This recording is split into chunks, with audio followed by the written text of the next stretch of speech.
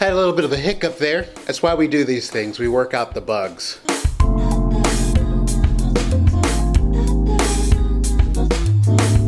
So, as you can see around me, I have a little bit of assembly to do.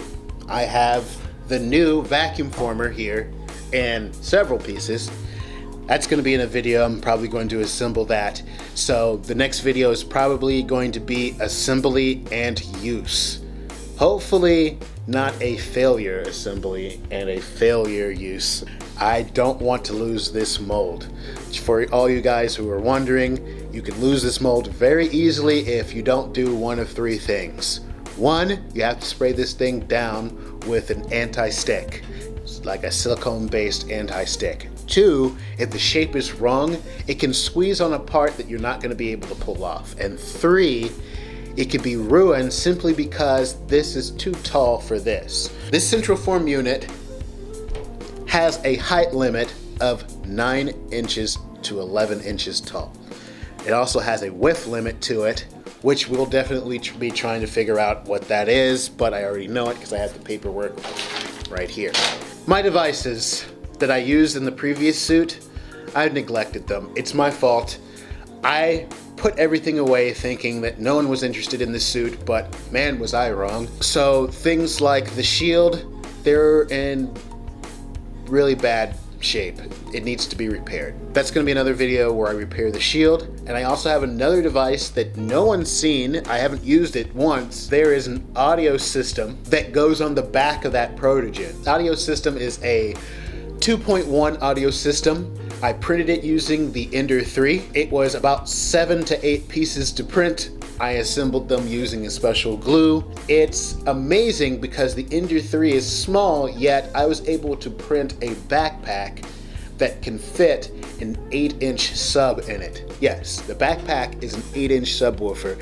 And for all of y'all who do know and have seen it before, it's pretty loud and it's pretty efficient with up to 5-hour runtime.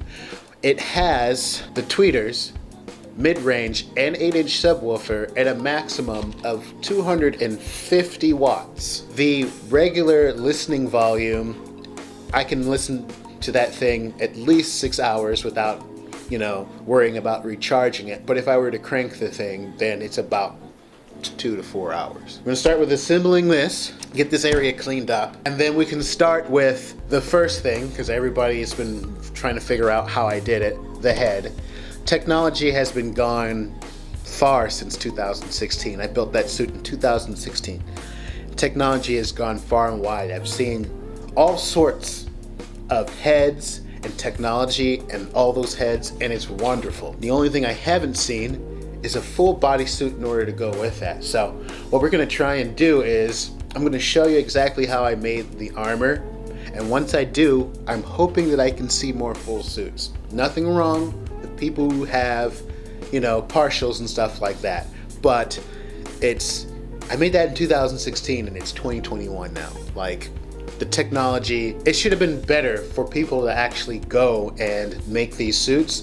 But the reason why you haven't seen any other full suits is because people think that you have to 3D print the armor. That is not true. You don't have to 3D print the armor. There are other ways to do it. I used to be a cosplayer, so if you're a cosplayer, you know that a lot of armor before 3D printing was made with EVA foam. We're going to talk about how to set up your armor with EVA foam, make it look nice, and then we'll throw some tech in it and see how it does.